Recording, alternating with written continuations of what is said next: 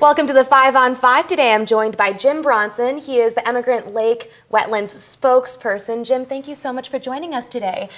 Nice to be here. Absolutely. Thank you so much for being here. And, I'm wondering, the Emigrant Lake Wetlands, where is it? What is it? Why is it so important? Well, it's an area that isn't wilderness, but it's on the edge of wilderness. It's on the edge of what is called the Soda Mountain Wilderness, or, it's up in that area. But it's close to Ashland. It's only 8 miles east of Ashland, and it's where Emigrant Creek comes into Emigrant Lake. It's a wetlands area, which, as you probably know, is really important now because the Klamath Basin has been so dry this year that, the birds, the migrating birds, millions of migrating birds have had to find places to eat and rest, other places. And so we've had lots of birds coming through, and we're coming up on the season where the ospreys come back. You covered, or Channel 5 covered last year, the rescue of an osprey where one of the young ospreys was trying to leave the nest and got caught in some fish line. They put fish line and boat line and other things in their nest to kind of soften the nest, and the poor little bird caught his foot and fell out of the nest and wasn't able to fly. And so Pacific Power came out and lifted the bird up, and we rescued the bird, and you guys covered that actually, which was really nice. So this is the season when the birds are coming back, and it's really a special time for all of us to enjoy them.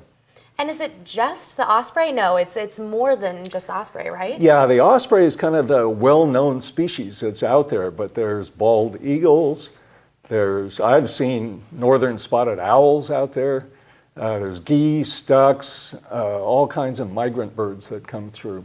What makes this area so special for, all of these birds, all these species?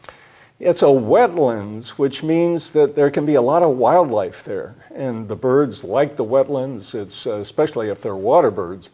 But it's an area that is really nice for having the prey species, the little rodents and so forth that the birds eat on. And so it's an important, rich area. It's close to the city, but it's not in the city. It's kind of like a park, like North Mountain Park in Ashland. It's a similar kind of situation where there's a lot of wetlands and a lot of life that the animals can take advantage of. Absolutely. Sounds beautiful. We'll be right back with more from Jim Bronson. Stay with us. Welcome back again. I'm joined by Jim Bronson. He is the Emigrant Lake Wetlands spokesperson. So Jim, I know that you spend a lot of your time trying to protect this habitat, correct? That's correct.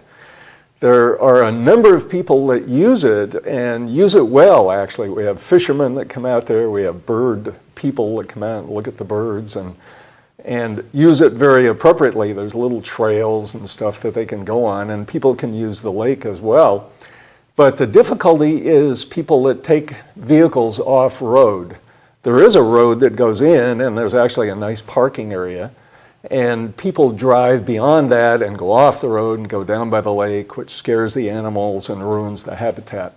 So we've been hoping to do some education, actually, so that people appreciate more what the special opportunity is here to support animals and support the wildlife, and so people can enjoy it without it being destroyed. Are there any laws at all that are in place that would protect this area? Well, it's signposted to say no camping, no fires, no firearms, and no off-road driving. And so the signpost is very clear, but people still, I think, people like the opportunity to drive their four-wheel drive vehicles wherever they can. And I can understand that, but this is a very precious area, so we're hoping that people can understand more that this is worth saving. Absolutely. And if there's someone out there watching, wondering if there's anything they can do to help protect this wetland, what can they do? Well, one thing that has amazed me is that I've met people out there that pick up trash. They come out on Sundays on their day off, and they go for a hike, and they just pick up armsfuls of trash and put them in a trash bag and take them off and dispose of them properly.